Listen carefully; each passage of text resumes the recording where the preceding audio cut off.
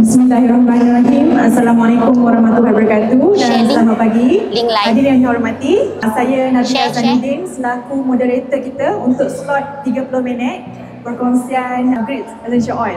Jadi untuk slot kali ini kita akan buat perkongsian tentang isu semasa, isu yang tak asing lagi, iaitu yang bertajuk tentang kesihatan mental. Tapi kali ini kita nak kupas berkait rapat dengan topik depression. Kalau kita tengok statistik pada hari ini, makin hari, makin tahun, makin meningkat, tak turun-turun. Tapi kita pernah wonder tak, kenapa orang dulu-dulu ni dia tak ada penyakit mental ke? Dia tak ada ke masalah tentang kesihatan mental ni? Sebenarnya pada hari ini, kita semua dah cakna dengan kepentingan kesihatan mental ni. Pada hari ini sebab tu juga, kita dah tahu cara macam mana kita nak atasi tekanan dengan atau kita panggil sebagai kita nak cope dengan stres. Dengan cara apa? Dengan healing, macam kita buat program Bangi Healing ni. Lepas tu kita boleh bersukan, hiking atau menggunakan aroma sebagai terapi.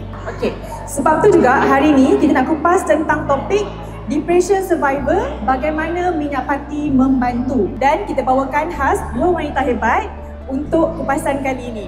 Di hujung sana kita ada wanita hebat yang merupakan depression survivor, Puan Zalifah. Assalamualaikum, apa khabar Puan?